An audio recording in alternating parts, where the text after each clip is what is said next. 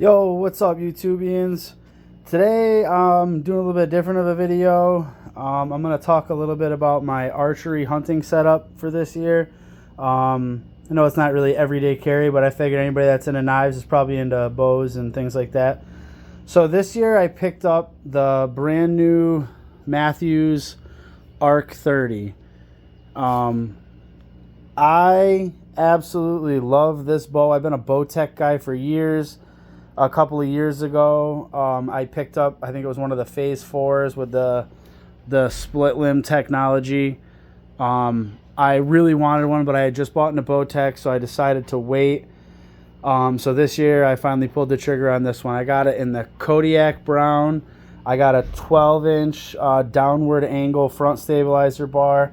I got the integrated back bar. And I'm running an 8-inch back bar on it. I'm running it at 4 and 4 for the settings. I found that was pretty good.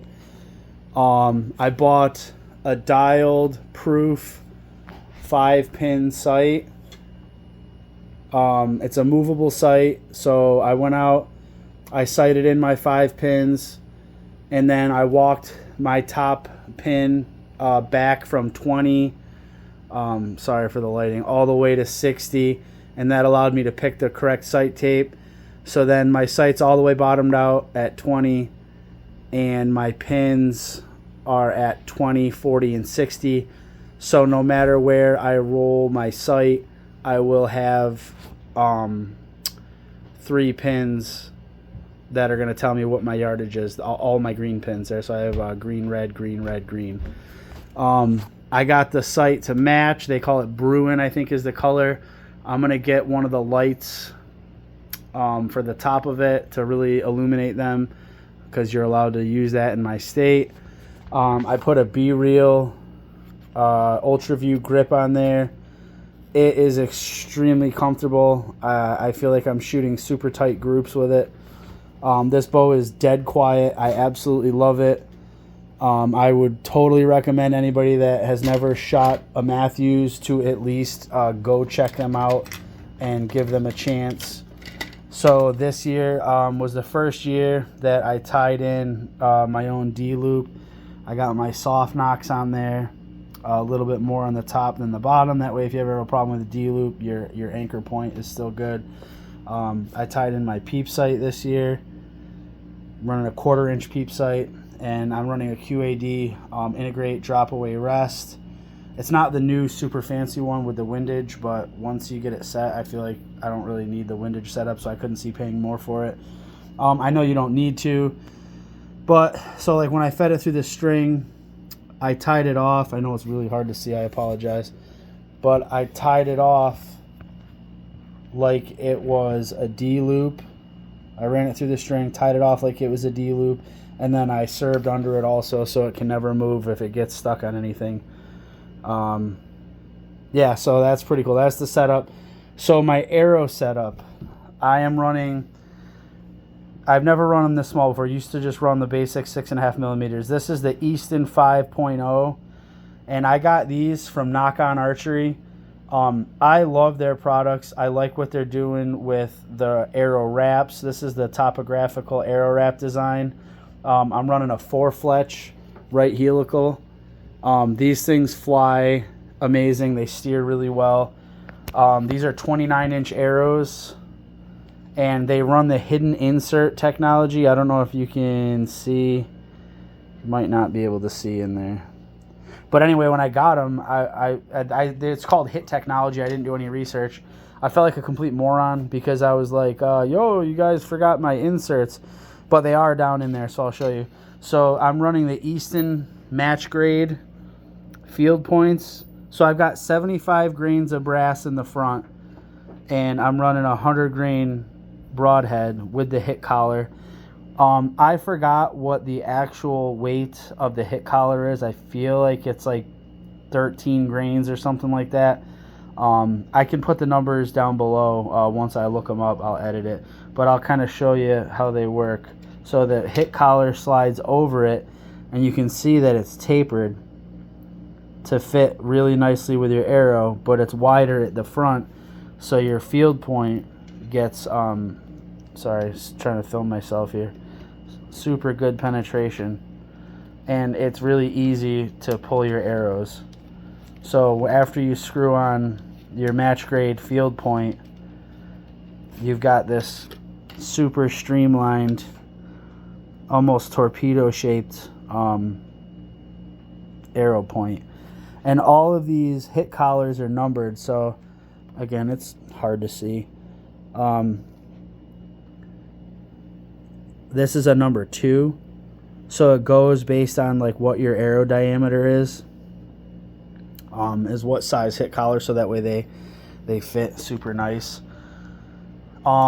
This year I also kind of splurged. I don't know if I'd say splurged, but I bought myself the Vortex Crossfire HD 1400 rangefinder.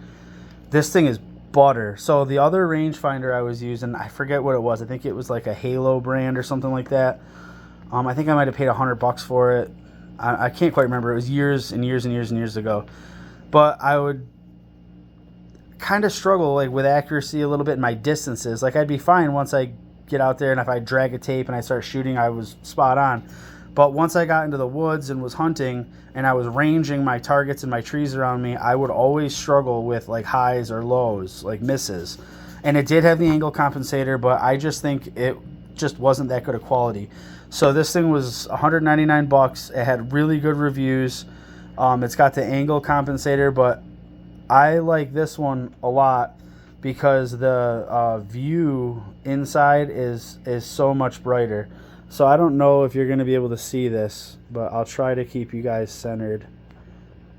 And then I'll hit the button. Oh, I'm a little off here. Apologize. Oh, there it is. So you can see how nice the crosshair is. Now it doesn't go under 5 yards, so it's not actually going to range for me. But you can also hold it and see how it's blinking like that. So you can just move and it will range all the targets like as you go, which is awesome. I love this thing. It's thin. It's more streamlined than the other one was. It's got lanyard holes on both sides of it, left and right. It's got a toolless battery cover. It uses like a CR2 battery. You just flip that up and unscrew it. I can't say enough good things about these. I'm going to buy myself a pair of Vortex binoculars. Probably the Crossfires also, like the middle of the range ones. I think the Diamondback ones. Actually, maybe I'll get I think the Diamondback ones are a little bit nicer. So I think I'll get those. I think they're also like $200. But this is a good company. They have everything from like ridiculously expensive great ones down to like budget ones. So if you're looking for any kind of optics, whether it's a rangefinder or binoculars, go check out Vortex because I couldn't be any happier with this. It came with a pouch, which is cool. You can just attach it with like molly webbing if you or like a belt or something like that. And inside of it, it's also got, it came with a wiping cloth, like a microfiber cloth. It came with a bungee harness or a bungee sling to attach it to your harness. I am about to order one of the Sitka flash optics harnesses, and that comes with a pouch and with a bungee attachment for your rangefinder, so I probably won't be using that. But yeah, I don't know. I just want to talk a little bit about the hunting setup. So again, go check out and shoot a Mathews bow at your local pro shop. I could not be any happier with this bow. I should have switched to Mathews years ago. I'm not bashing bow tech or anything, but just the feel of this bow, how quiet it is, how consistent it shoots, how balanced it is, the integrated bars and back bars, they just make for a ridiculously streamlined bow. I mean, you can't argue that they make a good bow, whether it's your cup of tea or not. You know, you got to love them and respect them for what they're doing. So yeah, that's all I got for today, guys. I'll get back at you soon. Peace, YouTube.